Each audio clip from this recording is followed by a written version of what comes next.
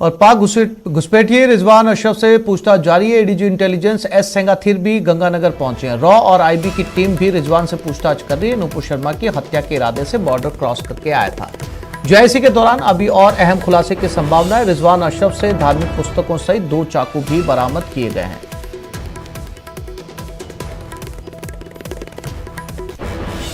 तो देश की सभी सुरक्षा एजेंसियां अब इस पूरे मामले को खंगाल रही हैं।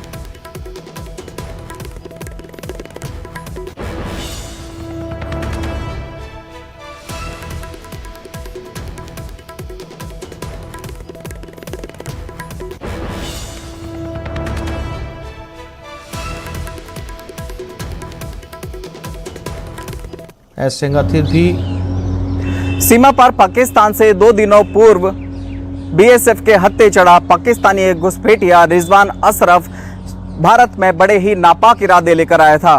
पिछले 2 दिनों से चल रही जेआईसी के दौरान पूछताछ में यह खुलासा हुआ है कि 24 वर्षीय पाकिस्तानी घुसपैठिया रिजवान अशरफ भाजपा नेत्री नुपुर शर्मा को सबक सिखाने के मकसद से सीमा पार कर भारत में आया था।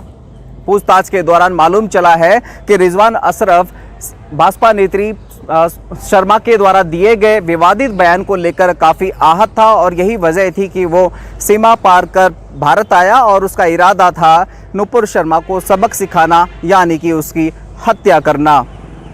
कन्हैया लाल हत्याकांड के साथ ही जैसे जैसे धार्मिक संगठन और इस्लामिक संगठनों के नाम सामने आ रहे हैं, खासतौर से दावत-ए-इस्लामी संगठन जो पाकिस्तान से संचालित होता है, उसके द्वारा जिस तरह से नुपुर शर्मा की हत्या की एक तरह से फतवा जारी किया गया था, उसके बाद जिस तरह से सीमा पार कर पाकिस्तान से आया ये पाकिस्तानी घुसपैठिया एक सीमा पार पाक की एक नापाक साजिश को फिर से बेनकाब करता है।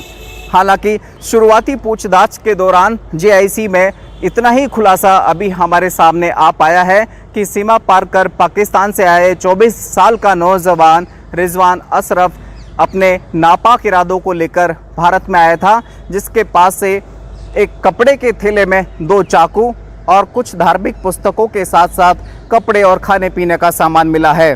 हालांकि श्री गंगानगर पुलिस, बीएसएफ और अन्य सुरक्षा एजेंसियों के द्वारा इस सीमा पार से आए पाकिस्तानी घुसपैठिए से जेआईसी लगातार जारी है और उम्मीद जताई जा रही है कि अभी जेआईसी के दौरान और अन्य जानकारी सामने आ सकती है। हालांकि अभी तक प्रशासन के द्वारा इस पाकिस्तानी घुसपैठिए के श्री गंगानगर सहित राजस्थान और भारत में किसी तरह के कॉन्टैक्ट्स एस्टेब्लिश नहीं हुए हैं, लेकिन इस पर भी काम किया जा रहा है। कहीं ऐसा तो नहीं कि कोई इसका मददगार यहाँ पर हो, क्योंकि अभी उसे जानकारी ही नहीं है कि नुपुर शर्मा भारत में कहाँ रहती है और उसे कैसे उस तक पहुँचना है। तो ऐसे में कहीं कोई उसका मददगार भारत में तो नहीं, कहीं राजस्थान या श्री गंगानगर में तो नहीं बैठा। ये एक खुफिया एजेंसी के लिए एक बहुत बड़ा विषय है जो इस बारे में जेआईसी के दौरान पूछताछ की जा रही है। उम्मीद की जानी चाहिए कि जेआईसी के दौरान हो रही पूछताछ में सामने आके और भी अन्य जो खुलासे हैं वो सामने आएंगे और पाकिस्तानी घुसपैठिए रिजवान अशरफ का सच सामने आ सकेगा। अशोक शर्मा, न्यूज़ 18 श्री गंगानगर। और इस घटना पर और ज्यादा अपडेट के लिए बात करते हैं गंगानगर संवाददाता अशोक शर्मा के साथ। अशोक, मामला बेहद गंभीर होता नजर आ रहा है क्योंकि देश की सभी सुरक्षा एजेंसियां अब इस मामले में इन्वॉल्व हो चुकी हैं। खुद एस सेंगाथिर वहां पर पहुंच रहे हैं। रॉ से लेकर तमाम दूसरी बड़ी एजेंसियां अब इसमें शामिल हो रही हैं। क्या इस मामले में कुछ और जानकारी निकलकर सामने आ पाई है अशोक? बिल्कुल आसिफ जी, बड़ा गंभीर मामला है। देश की सुरक्षा से जुड़ा हुआ तो है ही है, लेकिन आजकल जिस तरह से नुपुर शर्मा को लेकर जो पूरी सरगर्मियां न केवल भारत में बल्कि भारत से बाहर चल रही है, उससे भी जुड़ा हुआ ये मामला है। क्योंकि ये पाकिस्तानी घुसपैठिया रिजवान अशरफ के द्वारा जब जेआईसी चली रही है और जेआईसी के दौरान जैसे ही खुलासा हुआ कि इसका जो मकसद था भारत आने का, बॉर्डर क्रॉस कर वो था नुपुर शर्मा की हत्या करने का, जो हाल ही में नुपुर शर्मा के द्वारा जिस तरह से विवादित टिप्पणी दी गई थी उससे ये काफी आहत था और उसका बदला लेना चाह रहा था।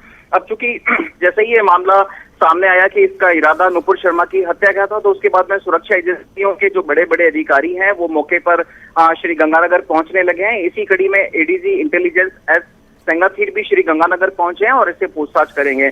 अब सबसे बड़ा जो खुलासा है, जो सबसे बड़ी जो इंफॉर्मेशन अब निकलनी बाकी है वो ये है, क्या रिजवान अशरफ के श्री गंगानगर सहित राजस्थान या भारत में कोई कॉन्टेक्ट थे? इस पर अभी काम चल रहा है जेआईसी के दौरान, क्योंकि यही एक अहम सवाल है। क्योंकि पूछताछ में ये सामने आया था आसिफ जी की रिजवान अशरफ को मालूम ही नहीं है कि नुपुर शर्मा कहाँ रहती है, उस तक कैसे पहुंचना है, किस तरह से उसको अपने मंसूबों में कामयाब होना है। तो कहीं ना कहीं ऐसी एक आशंका जताई जा रही है कि देश के अंदर कहीं ना कहीं कोई गद्दार बैठा हुआ है जो रिजवान अशरफ की मदद करता, लेकिन वो गद्दार कौन है ये अभी पुख्ता होना बाकी है। वो शायद जेआईसी की इस अभी जो 2 दिन की पूछताछ बाकी है उसके दौरान ये अहम खुलासे होने की संभावना जताई जा रही है। साथ ही साथ इसका और क्या मकसद था? क्या केवल नुपुर शर्मा की हत्या को अंजाम देने का ही मकसद था या कुछ और मकसद था? इस पर भी जेआईसी के दौरान काम किया जा रहा है। जी अशोक, जानकारी के लिए आपका धन्यवाद। मामले को लेकर गंगानगर एसपी आनंद शर्मा से खास बातचीत की न्यूज़ 18 संवाददाता अशोक शर्मा ने। शनिवार रात सीमा पार पाकिस्तान से आए पाकिस्तानी घुसपैठिए रिजवान अशरफ से जेआईसी के दौरान पूछताछ में अहम खुलासे हुए। सबसे खास खुलासा ये हुआ है कि रिजवान अशरफ सीमा पार कर भारत की सीमा में नापाक इरादे को लेकर आया था और वो नापाक इरादा था भाजपा नेत्री नुपुर शर्मा की हत्या का। जेआईसी के दौरान पूछताछ में ये सारा का सारा खुलासा हमारे सामने आया। हमारे साथ श्री गंगानगर एसपी आनंद शर्मा मौजूद हैं। हम उन्हीं से बात करते हैं कि जेआईसी के दौरान इस पाकिस्तानी घुसपैठिए से क्या क्या सामने आया है। जी देखिए, 16-17 जुलाई की मिडनाइट पर ये जो व्यक्ति है, ये जो फेंस का पिलर है वो क्रॉस करके फेंसिंग के पास आ गया था। इसको बीएसएफ ने एप्रीहेंड करके हमें दिया था और हमने जब इससे पूछताछ करी है, एफआईआर दर्ज करी और उसके बाद जेआईसी है, उसमें उसने ये बताया कि इसका नाम रिजवान अशरफ सन ऑफ मोहम्मद अशरफ, निवासी कुठियाल शेखा पाकिस्तान है, उम्र 24 साल है। इसके पास एक बैग मिला है जिसमें कुछ कपड़े, खाने पीने का सामान, 2 चाकू, एक बड़ा एक छोटा, कुछ रिलीजियस लिटरेचर है। और इसने ये बताया कि ये जो नुपुर शर्मा ने स्टेटमेंट किया था उसको लेकर आहत था और उसको सज़ा देने के लिए ये यहाँ पर आया था। तो यहाँ इस मुहिम में क्या वो अकेला था या उसको किसी इस तरह का कोई सपोर्ट मिल रहा था सर सीमा पर पाकिस्तान से? नहीं, अभी तक तो देखिए वो अकेला ही पकड़ा गया है और अभी उसके बैकवर्ड और फॉरवर्ड लिंकेज के संबंध में कुछ भी कहना जल्दीबाजी होगी।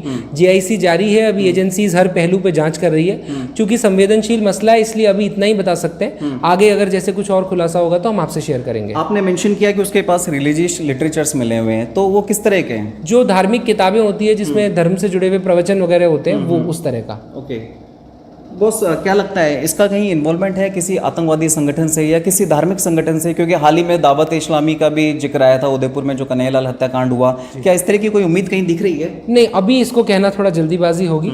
Let us clear the things and then will share. Okay तो ये थे श्री गंगानगर एसपी आनंद शर्मा, जिन्होंने कहा कि पाकिस्तानी घुसपैठिए रिजवान अशरफ से ये अहम खुलासा सामने आया है जेआईसी के दौरान कि भाजपा नेत्री के द्वारा हाल ही में दिए गए विवादित बयान के बाद वो भाजपा नेत्री नुपुर शर्मा की हत्या करने के नापाक इरादे से सीमा पार कर भारतीय सीमा में प्रवेश किया था, जिसे बीएसएफ के जवानों के द्वारा धर दबोचा गया। फिलहाल उसकी जेआईसी चल रही है। एसपी आनंद शर्मा ने बताया है कि उम्मीद है कि जेआईसी के दौरान अभी और अहम खुलासे हो सकते हैं। अशोक शर्मा, न्यूज़ 18, श्री गंगानगर।